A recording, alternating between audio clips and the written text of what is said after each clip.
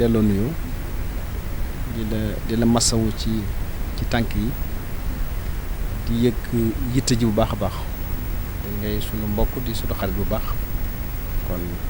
waxtu ne nag mbégte lañu am ci daje bi muy li aju ci wàllu préférence nationale nga xam ne ñooy doomi réew mi ñoom ñu war defar réew mi ndax kenn jóge ci àll ba di ñëw di ñu defaral li nga xam ne mooy sunu réew ku fi mën di ñëw rek lu mu am da koy génne delloo ko fa nga xam ne moom foofee la jógewul kon ñun rek ñooy ñi nga xamante ne bi lépp lu ñu am ci biir réew mi ci lay desaat ndax préférence nationale mooy li nga xam ne mooy li gën waaye na fekk nag ñu waajal suñu bopp ba man koo am man koo téye kon day mel ne processus la yéen a ngi ci yoon wi ndax wax nga ma léegi ne dajale ngeen entreprise yu bëree bëri ngeen lëkkale boole seen bopp di dimbalante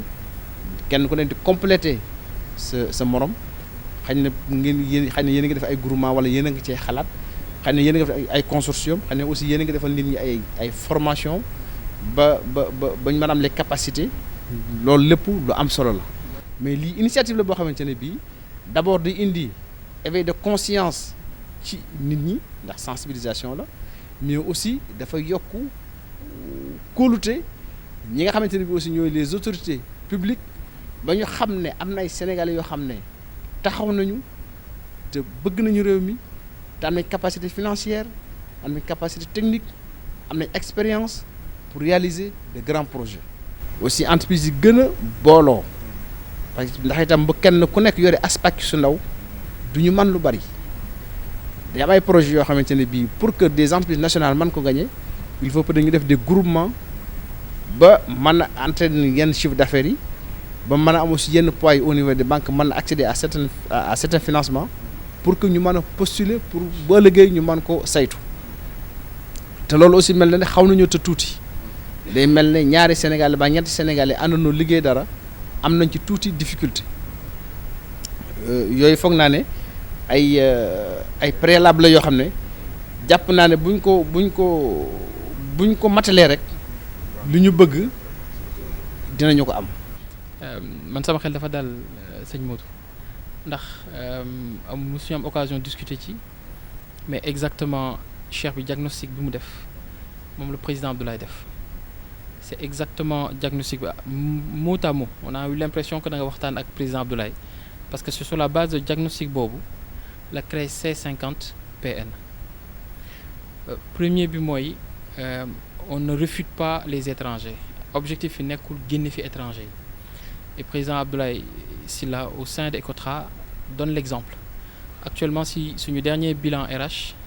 Ecotra c'est 22 nationalités il y a presque tous les 5 continents sont représentés deuxième point de diagnostic bi mooy capacité technique bi formation bi cheikh bi doon wax sànq objectif fu dem jël plus d'une vingtaine de nationalités à l'étranger justement c'était pour relever notre plateau technique c'est pour ramener les meilleures compétences que moom mi ngi koy gis à l'étranger pour relever le plateau technique parce que bi mu defee le diagnostic ñëpp di joytu les grands projets lui-même bi muy mettre en place Ecotra il s'est rendu compte qu'on n'avait peut-être pas les compétences sur tous ces domaines-là donc mu dem jël les meilleurs et son approche c'est chaque année dañuy dem dans certaines écoles comme l'école polytechnique on récupère une quarantaine de stagiaires on les forme et ces étrangers-là les forment et on relève le plateau technique processus bi cheikh bi wax aussi ci la nekk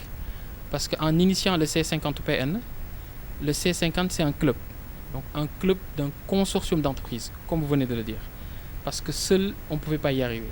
seul on pouvait distinguer 2 ou 3 grandes entreprises qui ont cette capacité financière et technique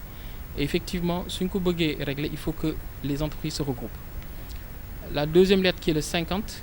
c'est le local content dont vous venez de parler le contenu local c'est pour ça que ma ne vraiment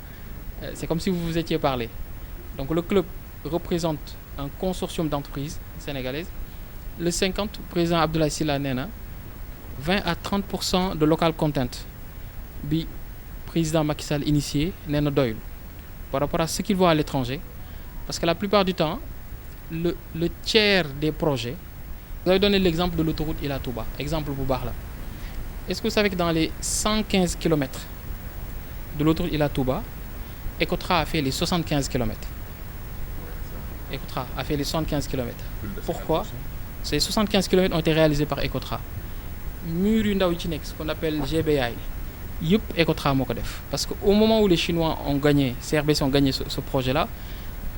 président Abdoulaye Sylla venait de faire à peu près à l'époque peut-être une cinquantaine de milliards d'investissements sur du matériel et venait de récupérer beaucoup de personnes à l'étranger. Donc avait cette capacité technique pour le réaliser, ce que les Chinois n'avaient pas quand ils venaient de gagner le projet. Et donc ils nous ont sous-traité 75%, ainsi que toutes les GBA. Ça a été le cas aussi, les Turcs de Souma, aéroport Blaise Diagne, Tali fa nekk yëpp, toutes les routes ont été faites par Ecotra en sous-traitance. Le stade Arena, toutes les routes du stade Arena ont été sous-traitées aussi à Ecotra. Vous prenez le stade Abdoulaye Wade, repose sur des pieux. Il y a presque plus de 2000 pieux, les 1900 pieux ont été aussi réalisés par Ecotra. Parce que le président Abdoulaye Sylla a investi sur ce qu'on appelle des SR60, ay machines yu forêt, ay pieux. Machine 2 la, machine bu nekk 3 milliards lay jar. Il a investi dessus et c'est les seuls au Sénégal. Donc c'est ce que ce mot disait tout à l'heure. Finalement, certaines de ces entreprises étrangères-là gagnent ces projets. On se rend compte qu'il y a des entreprises sénégalaises qui ont cette capacité technique et en fait c'est nous qui le réalisons au final. C'est pour ça, c'est cette frustration. Le président Abdoulaye Sylla dit c'est cette frustration. Aujourd'hui il est à presque un parc matériel de 70 milliards et presque 2000 personnes un peu partout dans le monde. Il se sent un peu frustré qu'on ne le lui confie pas et quand les autres le gagnent, ils le lui sous-traitent derrière. Donc ce sont ces successions de frustrations qui de toute façon ont provoqué l'analyse et qui ont donné naissance au Club C50. Mais c'est un processus, cher.